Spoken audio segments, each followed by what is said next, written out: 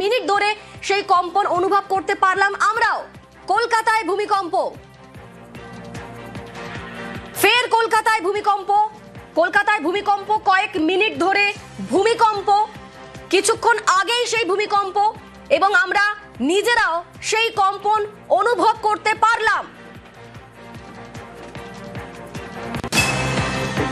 কলকাতায় ভূমিকম্প, ফের কলকাতায় ভূমিকম্প, এবং বেশ কয়েক মিনিট ধরে কম্পন অনুভূত হয়। কলকাতায় ভূমিকম্প, আবারও কলকাতায় ভূমিকম্প,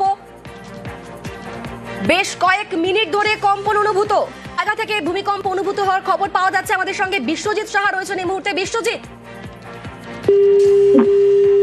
অর্থাৎ ভূমিকম্পের উৎসস্থল সেটা এখনো নিশ্চিত করা যায়নি, তবে বাংলাদেশ এবং কলকাতা সংলগ্ন, বাংলাদেশ এবং ভারত সংলগ্ন এলাকায় এই ভূমিকম্পের উৎসস্থল বলেই মনে করা হচ্ছে।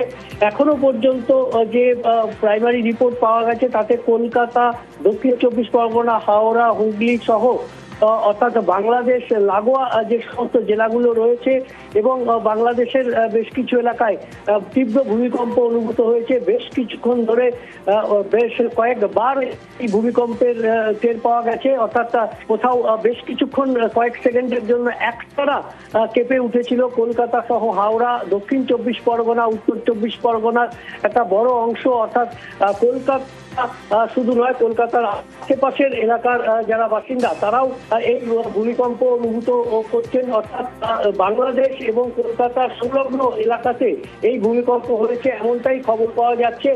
এই মাত্র যে খবর আমরা পাচ্ছি তাতে এই ভূমিকম্পের উৎসস্থল কলকাতা থেকে পূর্ব এবং উত্তর পূর্ব দিকে 102 কিলোমিটার দূরে এবং বাংলাদেশের খুলনার কাছে, অর্থাৎ আমাদের নদিয়া জেলা এবং বাংলাদেশের কাছাকাছি, বাংলাদেশের সংলগ্ন খুলনা জেলার কাছাকাছি, খুলনার দক্ষিণ পশ্চিম দিকে 26 কিলোমিটার দূরে এই ভূমিকম্প ভূপৃষ্ঠ থেকে 35 কিলোমিটার নিচে, এবং এর যে কম্প সেটা 5.5 রিক্টার স্কেলে 5.5 এই মাত্রা রয়েছে। অর্থাৎ রিক্টার স্কেলে এখনো পর্যন্ত যে ভূমিকম্পের মাত্রার খবর পাওয়া গেছে সেটি প্রাইমারি রিপোর্ট মাত্র 4-5 মিনিট আগে